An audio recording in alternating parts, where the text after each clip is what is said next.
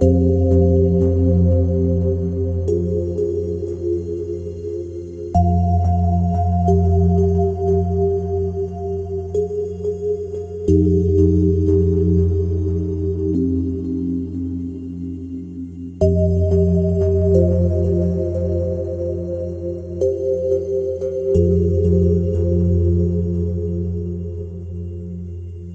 name is Jane and I am really haunted. It is something new. It only started last August, but it's kind of snowballing in getting bigger as time goes on. It's not about me. It's not really about really haunted. It's about changing the message of, well, changing the minds of people within the paranormal, within heritage locations, about accessibility and disability. So to start by telling you about Really Haunted, I need to tell you about myself first. I'm a mum of three. I lost a career to chronic illness about 20 years ago, and that's just when I started investigating because I had more time on my hands. It's always been something that I've been interested in. That's spooky. It's always something that I've been interested in. So yeah, it kind of went from there. I've always been interested in the paranormal since I was a child, as most of you have. Reading books from a young age, and just there's an almost like an expansion in consciousness. I don't know how to explain it. Just felt it isn't, life and death just isn't black and white. I think there's more to it. What it is, I don't know. I find it a very fascinating subject. Is there aliens? Is there, other dimensions? I don't know. I don't know if there's life after death. I think there is. I believe in there. I believe that there is, but each to their own, and I respect each other's opinions. As I got older, I ended up going on my first ghost hunt just after I got married. I married at 19, had my first child at 20. I've been married 26 years now. I know nobody really wants to know that, but there it is. We went out with some friends, and as they say, the rest is history. I've worked with people who have great experiences in many parts of the paranormal, so I've kind of picked up a lot of what they know, a lot of knowledge, or what we think we know is knowledge about paranormal, on the scientific and on the spiritual side. It's been an interesting journey so far. I've used myself as a tool, even the flashy gadgets at points, but then I've looked at all, kind of done research and taught myself that I believe that most of that doesn't work. Now I just use a camera, go in with a voice recorder and a video camera, and that's what I use. I don't think there's any need to use any more equipment than that. I am reading from a script, so you'll have to forgive me because I do have a neurological condition, which means that I will bumble my words sometimes.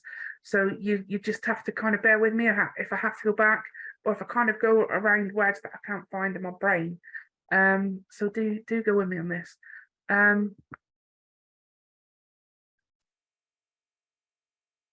I've heard and tested many theories, held some, and let others go that I don't think would suit my sort of investigating. As I said, I've kind of done a lot of research into the gadgets and the reasons they work, the reasons they don't work, and the possible theories that they may work, but for my liking, they don't work. I've worked with some well-respected names, I think, and kind of pushed forward women, and hopefully kind of helping push forward women in the paranormal, because it's always been a male-dominated place.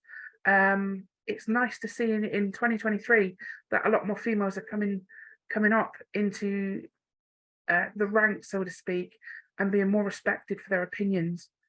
During everything that I've done, my health, because of this chronic illness that I've got and neurological conditions, my mobility and my health is kind of declined. So I've got to a point now where I spend most of my time, well, all of my time outside of the house, in an electric wheelchair, so that I can get about, be independent, and yeah, it allows me a life. If I didn't, I'd be stuck in the house. I was for some time, and then we kind of discovered electric wheelchair, so to speak, which allowed me to get out. So whilst I'm an ambulatory user of a wheelchair, I use it inside sometimes, and I'll try to walk sometimes. Yeah, life is not easy, but it is good. Anyhow, last year I got fed up of being not able to investigate, because there was a period of time where I couldn't investigate or do anything that I wanted to do. And when I did approach places or go to events companies, if I was going to go by myself, then the simple answer was, sorry, it's not possible. I was shut down on many times before. And it's not good. So this is how Weirdly Haunted was born, from the want of visiting heritage and historical locations. I wasn't, and I'm not prepared to be segregated by the opinions and lack of knowledge of people that know little about disability, mobility, and accessibility.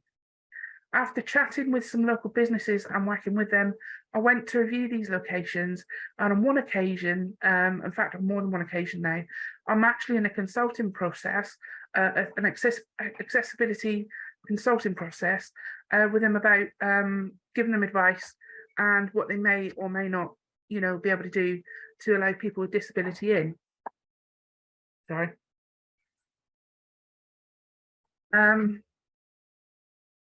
This, of course, will open up some locations to some people with disabilities to visit and bring historical locations into the 21st century as much as legal listing and architectural limits allow. Obviously, buildings are old, they can't be changed, but there are small things that can be, changed to make them accessible. Even if whole location isn't accessible, then in many cases, parts of the buildings and grounds are. So what I want to do is talk about Winchester Mansion. This is one of my main examples. It's historically important. The place is architecturally beautiful. Any potential hauntings are a bonus, whether you think it's haunted or not. To go there and stand in its grandeur and it's just total beauty is an absolute pleasure and an honor. When you do go to an investigation, whether you're hiring it for yourself, which is what I've done really from the very beginning of investigating, apart from a few events that held there, you have to go in the back door. There's a step into the back door of Winchester Mansion, which you could potentially put just a portable ramp in, a temporary ramp, one that you can carry in the boot of your car, one that folds up, for anybody that wants to go, or any host, or even Winchester Mansion could put down a temporary metal ramp, which would allow accessibility for wheelchairs, people who may not be able to walk up the stairs. And inside, it's beautifully laid out now with just wood flooring, just sort of like panelled wood flooring all the way through the bottom floor. So should you want to investigate with other people that are able to move around, mobile people, you've still got the whole bottom floor to experience, to look at the architecture, to look up, to look at what's on the ceilings, and to experience the whole place. There's more to these historical locations than being able to walk all the way around. If you get into the depths of what you can look at, then you can appreciate what's there. That's really what I'm trying to get people into. And of course, if you are investigating, it's huge. There's no need to say, I can't go there because I can't get in, I can't do this, can't do that. People with a wheelchair can get round. It's just a case of having that ramp to get in. I believe there are toilets which are outside, or they used to be outside, which used to have a ramp going up into the cabin. That should, by law, have an accessible toilet.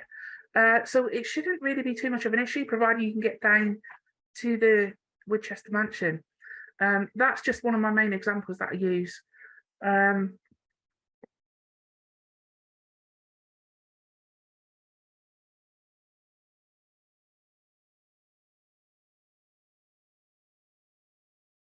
So, and this is why I stand by, or sit by most of the time, to be fair,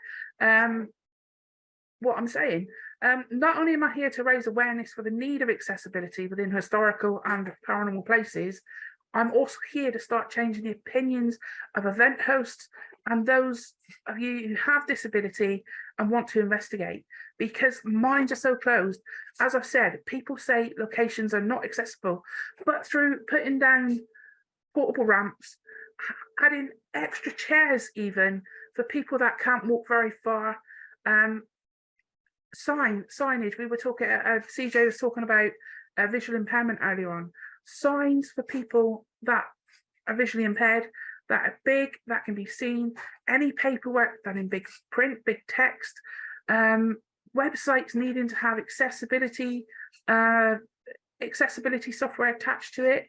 It's all part of law and legislation these days. So under the 2010 Equality Act, people have to make reasonable adjustment for disability. And what I'm talking about now really should be already thought about by the venues, the locations, the hosts, even the people that want to go to locations. By law, the location, the hosts need to make reasonable changes to allow people access into locations, if it's possible, of course. So this evening, I want to give some investigators some tips on what they can look for, how they can improve their journeys or their visits to locations and events. I'll be doing the same for hosts. If there's anybody watching that are hosts, or whether you work for an accessible location or in an accessible location, I'm just going to go through some very quick hints and tips, which may help you. It may not. You may already be aware of this if you are disabled and like to go to places. You have to give the background noise. I do have a family and they're trying to be as quiet as possible. My house isn't big, so we're kind of stuck into a space. So as an investigator or a visitor, if you have mobility issues but can walk, ask about areas of seating. I would recommend getting in contact with the venue beforehand. Ask about seating if it's possible. Times that you may have to stand, how long you may have to stand. Let the venue know that you can't walk far. Most places are really friendly. It will help out as much as they can.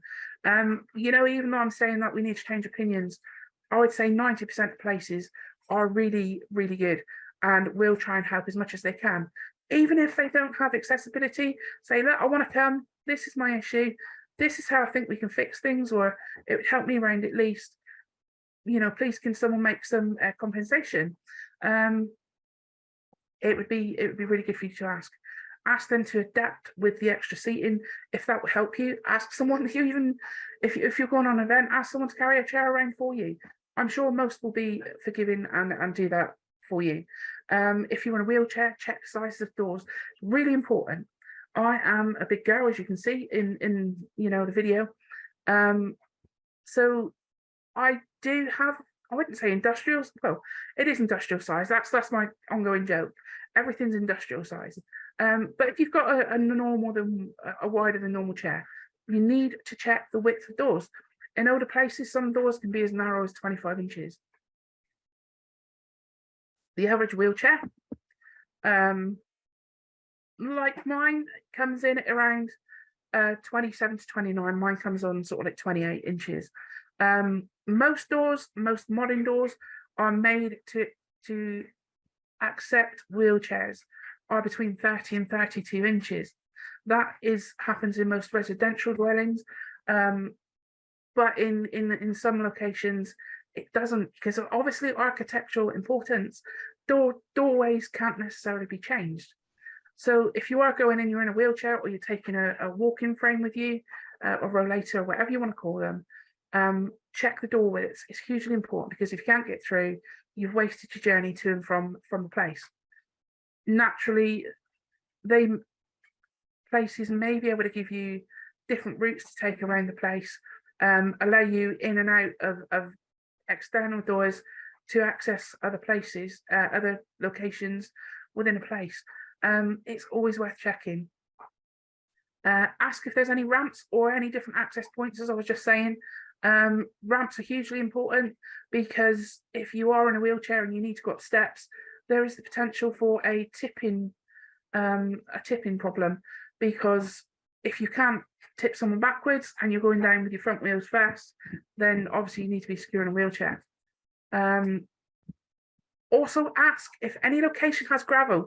This is hugely important, because a wheelchair won't pull or won't push on gravel. It will just dig into the gravel, because wheels are narrow, and if you got your small front wheels at the front of a wheelchair, they will get stuck. They really will get stuck. So if you are on gravel and you have got a problem, the best way I can suggest to kind of deal with it out of experience is to turn the person around, have your large wheels and pull them so the large wheels are going fast. Yeah, ask about disabled bathrooms as well. You need to have enough access into the bathroom if you're in a wheelchair to be able to move your wheelchair around, to put yourself in the toilet, put yourself in a position where you can reach the toilet. Okay, if you have some neurodivergence or learning disabilities, it may be that you react to things slightly differently and your brain processes thoughts, feelings, experiences differently. In this case, I'd recommend contacting your host again and asking for any details that may affect your condition. That could be unexpected loud noises within displays, within the location, whether they're having any work done, outside noises from traffic, or noises that you wouldn't normally expect out of the realms of ordinary kind of audio sound. Definitely contact the host. You can work with them to help you get the best experience, avoid situations or any times that you know that any location may have loud noises. Perhaps if you're in an O4, they may let off cannons at certain times of the day. I know that happens. So it may be that you want to avoid that.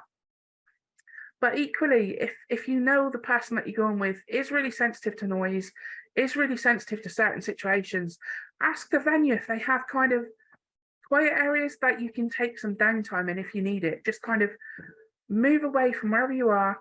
If you're in an investigation, whether you're just walking around a heritage location, if things become overwhelming, most places will have an area where you can go that is quiet. It may not be a completely private area, but it might be just enough to take away any anxiety that you may have to be able to continue your journey throughout the location.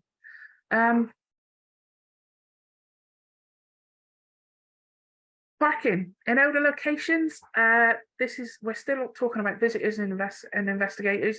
Parking in older locations. A lot of locations are in town centres, which parking is very limited. So it is important to know whether you can get there or not, whether you use public transport, whether there are drop-off points. That is hugely important. Check with the location for any disabled parking areas.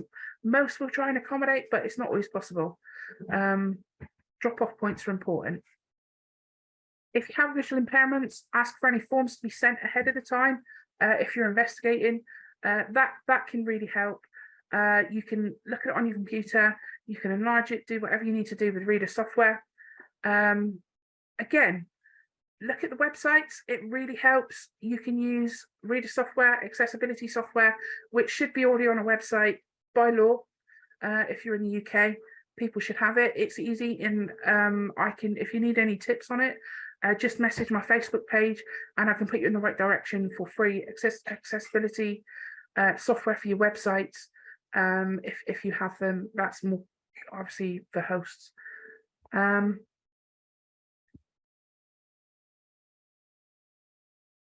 Again, ask for large print forms if you go straight to the location.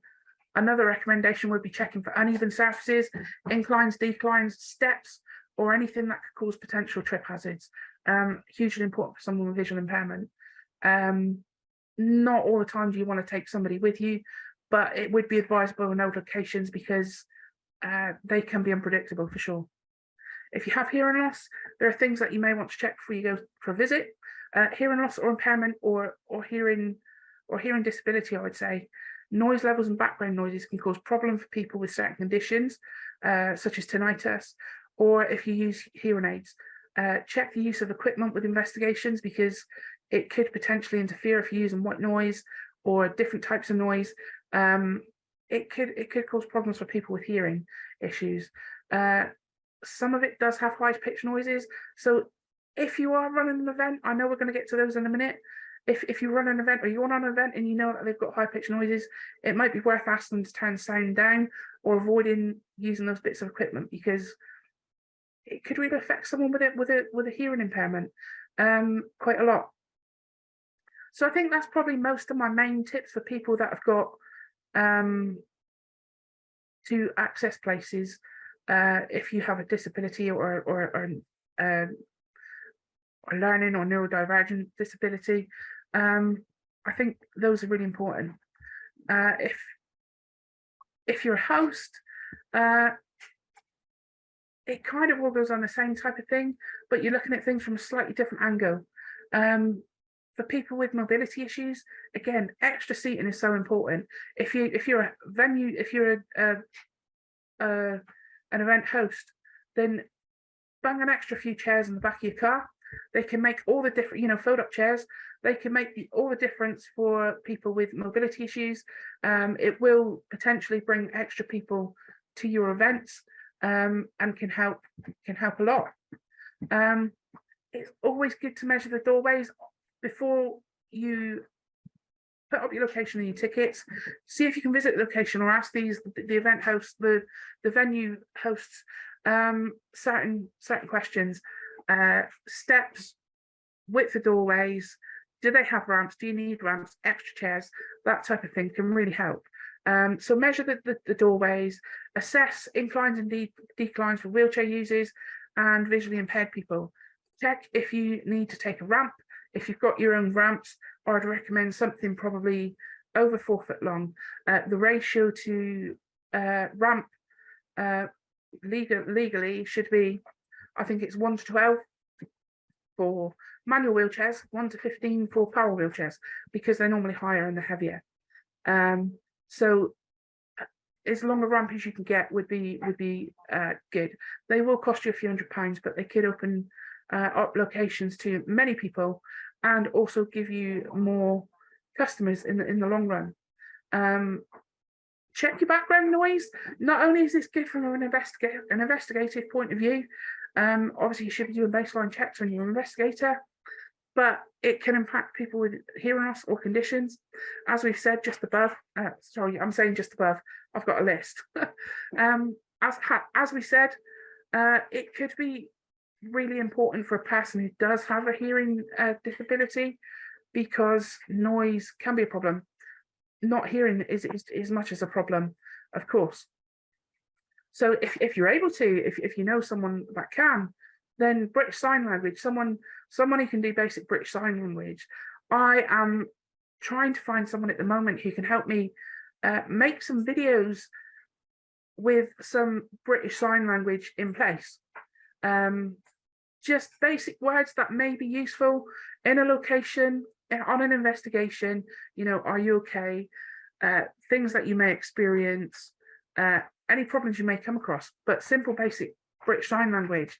I haven't been successful yet. I have tried quite a few places, and because I talk about ghosts and ask them if they can kind of gear things around investigating, I've not actually had a response yet. So if anybody does know anybody who would be willing to help with some basic British Sign Language, either teaching me to do a video or help put some videos together with me, I'd be very grateful. Everything I do with Really Haunted is put out of my own pocket at the minute. One day I hope I can turn it into a business, so I can run it on a more commercial level, make a wage from it so I can do it full time and such like.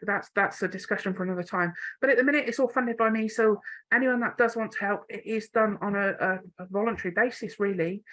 Just somebody that wants to help push forward disability within the paranormal is huge. Okay, let's get back to this anyway. Have a quiet, for people with neurodivergence potentially, or for anybody that needs to take 5 minutes out, have a quiet area, have a designated quiet area away from your base room, or where you start your journey on a location for investigations. Somewhere quiet. It doesn't have to be private. Probably low noise, maybe calm environment, sort of like peaceful decor.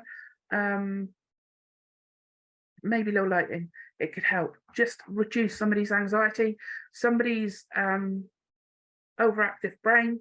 It could help them reduce just a little bit. Allocate disabled toilets, really important. Old locations don't necessarily have the capacity to have purpose-built toilets for disability. Look around your venue before you start. There normally are in locations bathrooms that are big enough just to squeeze a wheelchair in a way. Again, it's important, something to write on your website, within your listings, because toilet needs may be really important. You may have people with bowel or bladder issues, people that have got catheters or such like. So finding an accessible space is really, really important. Signpost parking, so it's easy for people to find.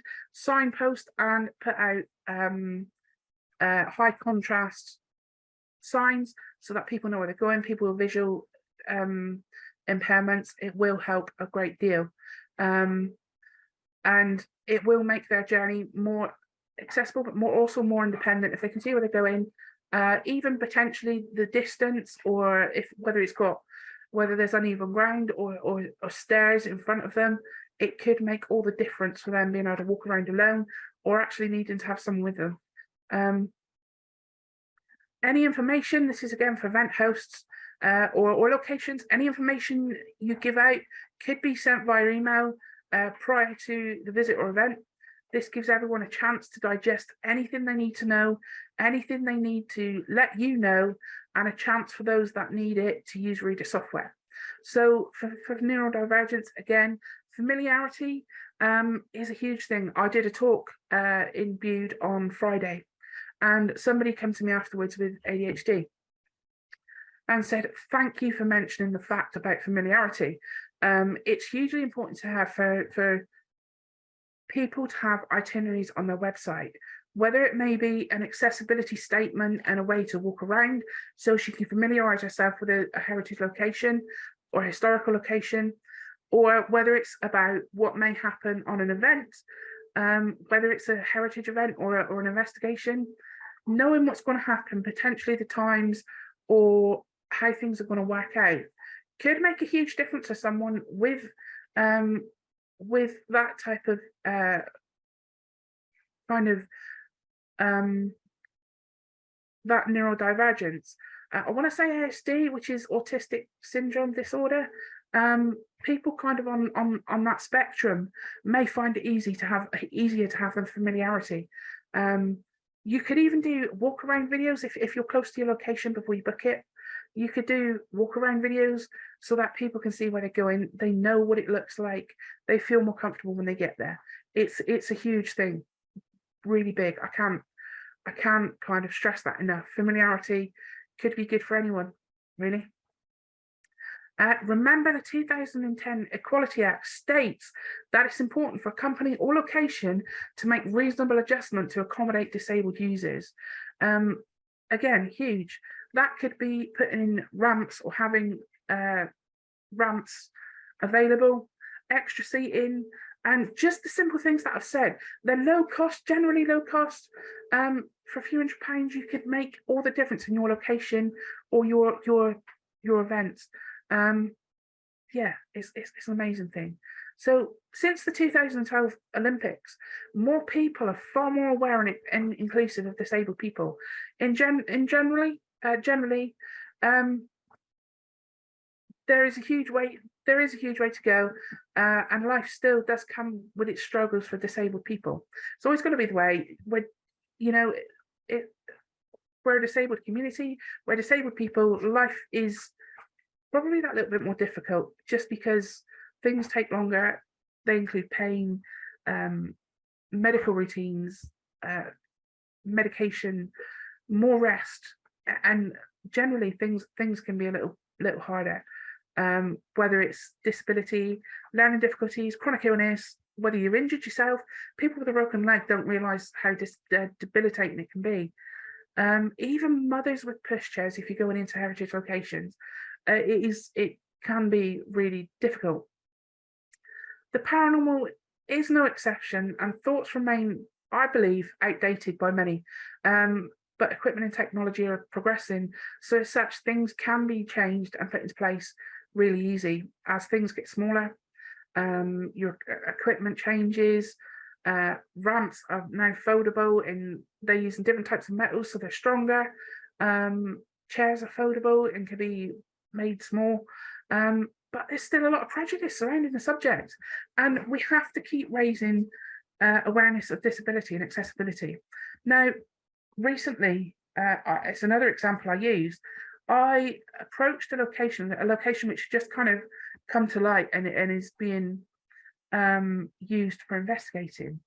I did ask if I could visit the location, and this person vaguely knows me and immediately said, no, you can't get to it. They don't, as far as I'm aware, know my disabilities or the issues that I suffer with. I don't need to go into that here. But they immediately shut me down and said, no, you can't come. I didn't argue with them because in the tone of voice, I don't feel it was worth arguing with them in the sense that I could have. They automatically shut me down without even asking my mobility capabilities, what it was I wanted to do even. There is a short walk to get to this place, and I am prepared. I do have different types of wheelchairs, believe it or not, or scooters. I've got an off-road scooter which I use on the moor. That's another subject. That's fun, but I could have used that to get into the location. And as I said, I'm an ambulatory walker, an ambulatory user, so there is a possibility that I could have walked a little way. Even brought a ramp on the back of this big 4x4 thing to get in. But I was immediately shut down. That is the type of opinion that we need to change. People still think because it's old locations, they're shut off to people with disabilities. But if people can just think outside the boxes, event hosts, locations, even the people going to the locations, a lot of places are workable, in my opinion. Okay, you're not going to be able to get up old steps, of course. Old steps are generally narrow or grand staircases that go on forever. And steps are normally uneven, not necessarily a good thing for people with disabilities. But it really is important to start thinking outside the box. If you are a host or you're listening and you do look after a venue, if somebody says, I want to come, but I've got a disability, at least give them a few minutes to describe what problems they may have. It's hugely important. You can then say, look, I'm sorry, I don't think we can accommodate, but let's try and work this out. How do you think we can help? I think that could be hugely beneficial. But actually thinking about accommodating everybody is important, rather than just immediately saying, no, we can't take it. Yeah, I am actually putting some advice and guidelines out with the UK Paranormal Society with this. I'm sure you've all heard of it within ASSAP. It's a fairly new organisation.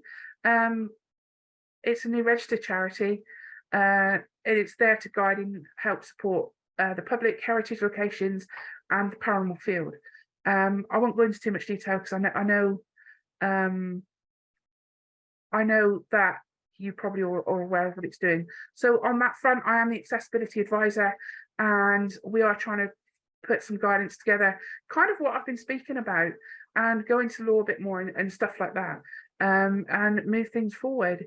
So I think that is pretty much all I can tell you now. There's only so much you can talk about disability before people start getting bored. If you aren't already, if you're still listening, well done. It's hugely important to get it out there. And yeah, changing opinion is huge. Even if you point someone in the right direction to look at my website or my Facebook page, just to make them aware of little things that they can do. Spooky. Just to make them aware of what they can do or even think about to, Dave, can you just, sorry, my puppy's playing up. Yeah, just to make them aware, really. Awareness is huge. It's not enough. It's always been, until very recently, in my experience, very often just always told that it can't be done. And this is where we've got to start changing opinion. People, equality is equality.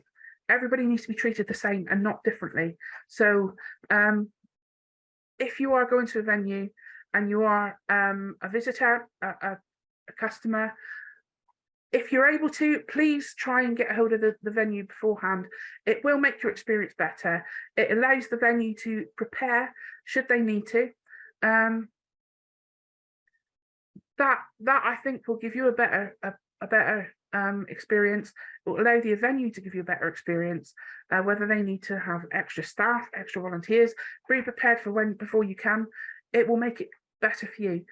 Thus, again, for the hosts, you can, I think you could potentially say to someone, again, ask if, tell them that contacting you before a visit would help them greatly. By law, I don't think you can ask specifically about disabilities or any personal medical conditions if someone doesn't want to divulge them. But if you can put within your website, within your text, like we've said, prepare people for their coming. Ask them to get in contact to see if there's anything else that you can do to make their journey better or to make their visit better. It could make all the difference. So yeah, that is kind of me done, I think. If anybody has any questions, I think now's the time to ask. Thank you for listening in. It's been, yeah, I went off my speech, so thank you. Thank you very much indeed. That was excellent. I think Claire's got something she wants to go for, and then Caroline takes over on the questions. I think it's important to say that, yeah, there are a wide number of disability issues which we all face. If any of you are coming to our conference this year or to any of our events and you have concerns, please do write to Norrie so that's events@assap.ac.uk. My own events, for the last 17 years, I've put on a gaming convention here in Cheltenham, and we've measured doors. We have attempted to ensure that the toilets are accessible, and we've made sure that, we try and meet. And we've always had a quiet room as well, just because many people find it very difficult to, and just put some biscuits and some water in there for people who are suffering from a diabetic or just wants a snack to try and build up the energies again, before they go back out and start facing the world. So we try our best, but that's amazing. These are the kind of policies that we've always had on the website and which we try and make available. And that's something which ASSAP has got. The website's recently changed, so I need to check the accessibility information on it. But, we can do this. So write to Norrie and copy me in on it so I see it as well on chair@assap.ac.uk. I'm very lucky. Wheelchair-wise, I've only actually been in the wheelchair for a short period of my life. I was stabbed and I had my skull fractured in the early 90s, and I lost the capacity to walk. I was paralyzed from the waist down. And at the time, I lived at the top on a first floor flat at the top of a very steep set of stairs, and I was discharged into my girlfriend's care, which ended very badly indeed. That was many girlfriends ago, but yeah. So I spent some time learning, and one of the things I learned very quickly was how terrible the pavements are around my home. And today, my next door neighbour, she fell over and broke her hip a decade ago, Chris, and I used to push her around for an hour a day. And another thing, I discovered that in the intervening 20 years, they had not improved one jot. Despite all of the people saying that things were much better, they weren't. Another thing I found very often when I was actually either pushing or in the wheelchair was ramps were often dangerously steep, because they would try and do in 5 inches. And there's a Tesco in Cheltenham, which when you come out of, the wheelchair would run away because of the steepness of it. And Chris would go running directly towards the buses that were going up and down the high street while I desperately tried to brake. But having said that, another problem with ramps is if they are adequately the right length, make sure they're actually made of a useful substance, because a few years ago, I fell on a disabled ramp at a holiday park where I was attending a conference in the south of England, and I injured myself in a very delicate area that nobody wants to hear about. I tore myself in a place and in a manner which you really do not want to know about, but it was incredibly painful. And what it was they'd replaced the steps entirely with a ramp, which was sensible, but the ramp had been made out of a kind of metal, which when it rained became like an absolute, I cannot begin to describe it. It was like a ski ramp. So I was going down and one leg went one way and one leg went the other way. And I did the splits and the result was not nice. So be cautious about ramps, make sure they're properly maintained. Dave Sivia, actually, when I was in a chair, taught me the secret, or when I was pushing Chris, I can't remember which way around, of going out of doors, which was always go down a step, big wheel first. Have you found that? So we used to reverse out and get a step, but it's still not ideal, but it's better than a dangerous ramp. Those were terrible times. Anyway, sorry, I'm just wittering about my own experience. So I haven't had those experiences for 20 years now, and I've got no idea. But when you go back 25 years ago, we used to go ghost hunting, and I had a friend called Count B. His real name was James, and he suffered from a spinal muscular atrophy. I don't know if any of you know SMA. It's a severely life-limiting disorder when your spine atrophies, you don't have any muscles. Because of that, he was unable to sit up in a wheelchair, and so he was on a platform. He called it a platform. He was known as Platform James, but it was a trolley. And his head and his feet were at the same level. So if you imagine like a hospital bed on wheels. And one day we said, we're going to go ghost hunting. We're going to a burial mound, which is called, what's the name of it? It's near Cheltenham. It's just outside town. But we're going down to the Tump. We're going to this burial mound that's in the middle of a field above a wood. And he said, fantastic, can I come? And we said, sure, because now he had he had a driver and a specially adapted transit, which he was driven around in, and an access lift.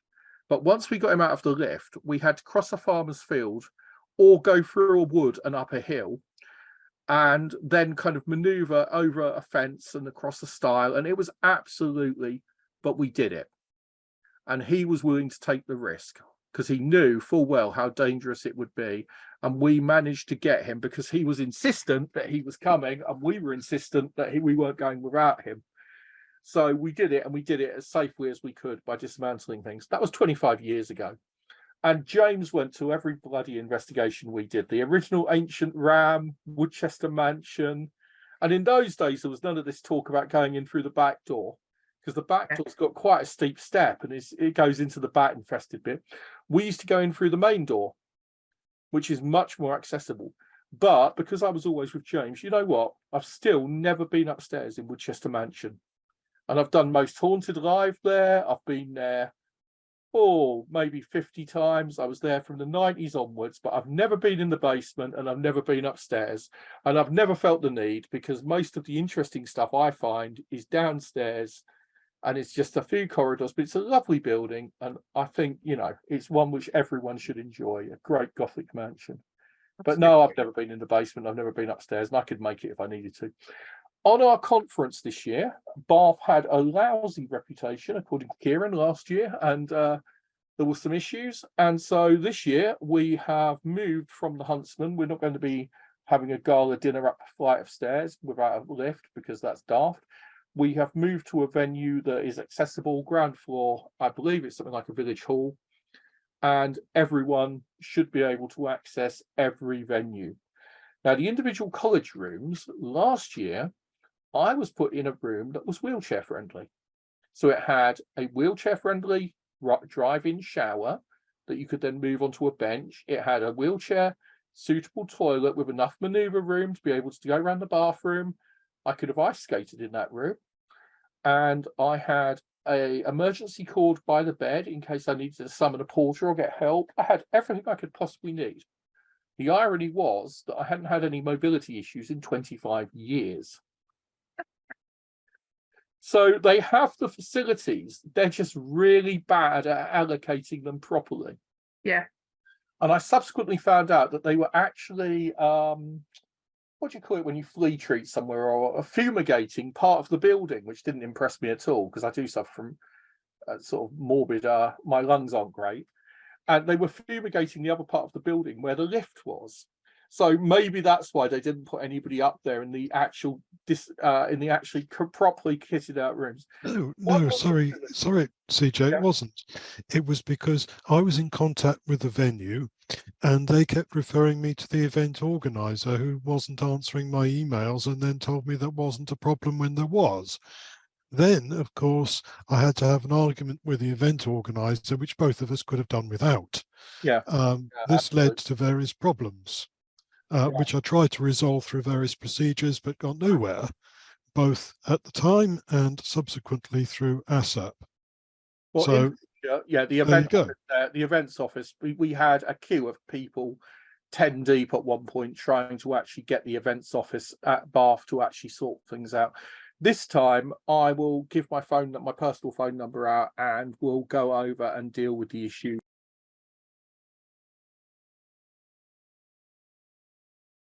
Sorry, I just muted myself. Before we get back into the Bath though, and before we start the questions, one last thing. There's one disability or one visual impairment which is rarely mentioned, but I think it's really important, which is colour blindness. About 1 in 20 British men are colourblind, and very often I see graphics and things which are made. I mean, I'm not. I've got pretty good colour vision, not great, but pretty good. But I see really inaccessible signs which use red and green and which just fade into. And colour blindness is another example of somewhere where we can just do better. And that's why we use, I think it's ISO 9001 for our websites, etc., which is the, so we comply with colour blindness. That's why I use the basic Zoom setup we've got, because it's blue, black and white and everyone can see it. Things like this really do matter. Right, thank you so much indeed, Jayne. Fabulous. I'm going to hand over to Claire now and shut up, and I promise not to talk anymore tonight. But love to Spooky. He looks like a beautiful cat, and thank you for a very important and useful talk. Claire. Thank you, and thank you so much, Jayne. Like CJ said, I will be handing over to Caroline in a moment because she'll have some questions and comments that have come in through the chat box throughout the talk. Sure. I know people